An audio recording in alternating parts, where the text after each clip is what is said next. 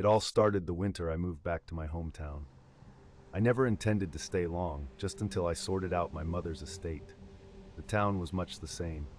Every road and house like a hazy reflection of my childhood memories.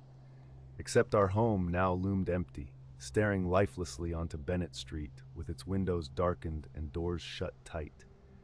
Determined to check the place thoroughly, I parked on the gravel path, the crunch under my boots breaking the thick silence of the afternoon. My breath puffed cold in the air as I approached the door. I had forgotten how oppressive winter felt here, a steady overcast sky casting the world into endless gray. Every noise seemed absorbed into its maw, leaving only the distant hum of activities you couldn't quite see or understand. As I fumbled with the rusty key in the lock, the door creaked open on its own.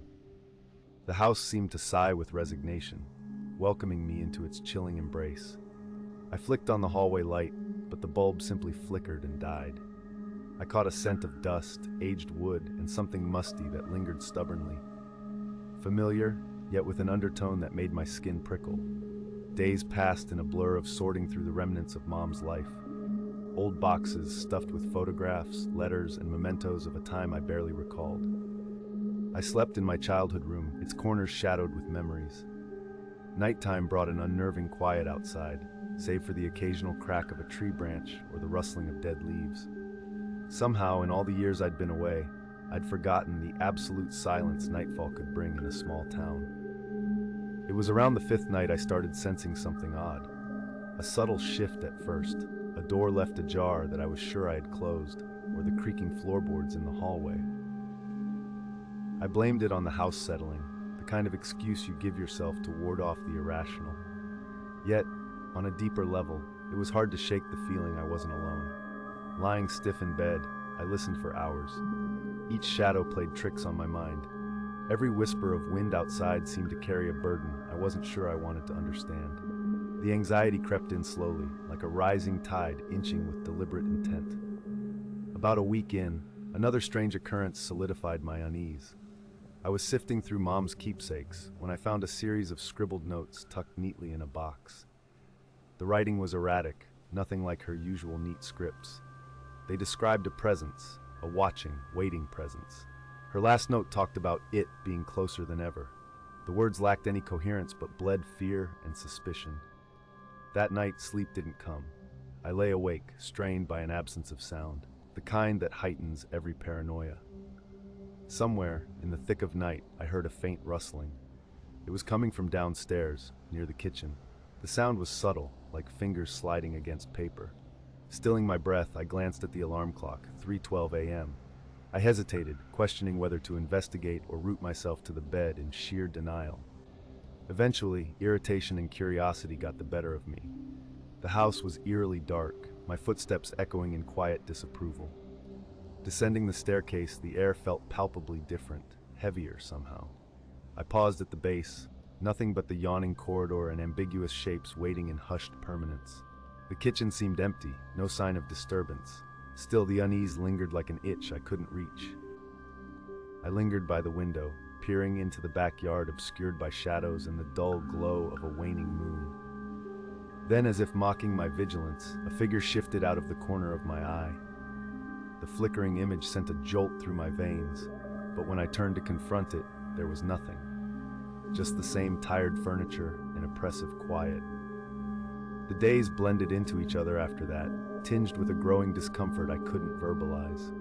An invisible weight bore down, making itself known in the hitches of breath and spikes of irrational fear. The usual sounds of the house loomed larger, that persistent creak of wood, the gentle tap-tap of branches against window panes. I found myself triple-checking locks and windows, sequestering myself upstairs as if it offered any tangible security.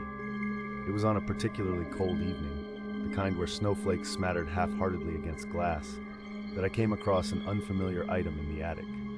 A music box, dust-laden and unrecognizable. Its presence was wrongfully eerie, disconnected from any happy memories. Yet, like a compulsion, I wound it up. The brittle notes trilled out with eerie resonance, the melody shifting between clunky keys that seemed caught in a fever dream. Abruptly, it shuddered to a halt, echoing into a silence that dripped unease.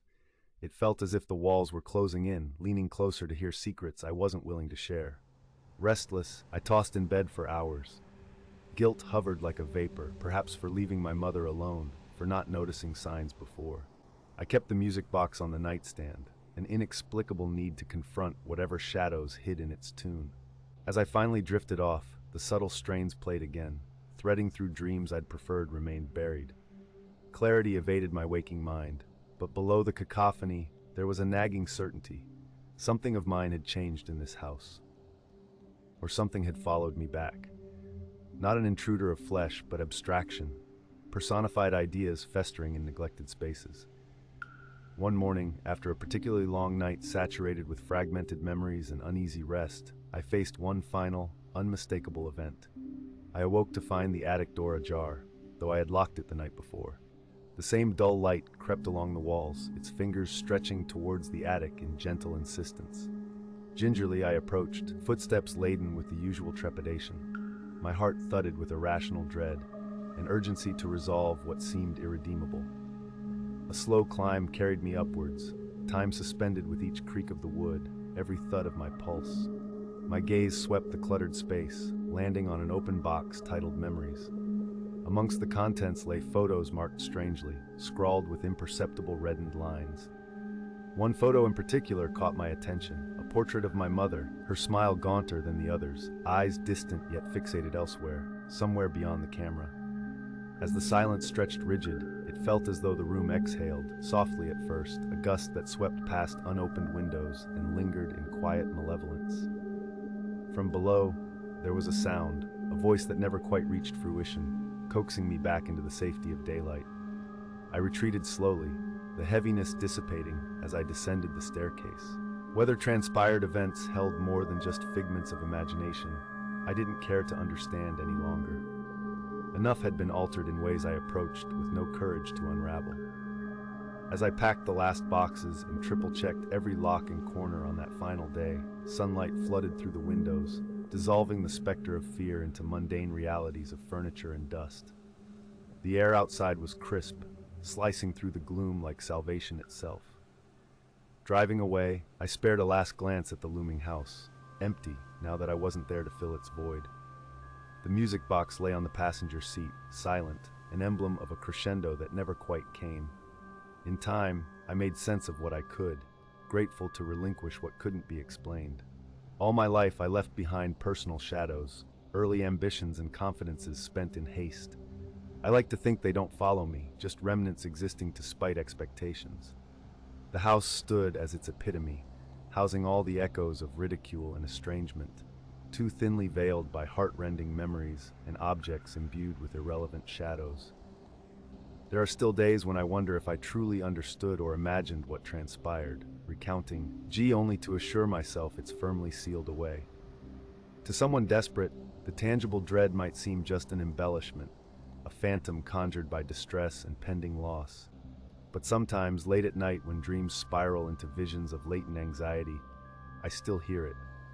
Those clunky notes fumbling through worn keys, reminding me that sometimes the most terrifying narratives are not the ones you're told, but the ones you choose to believe.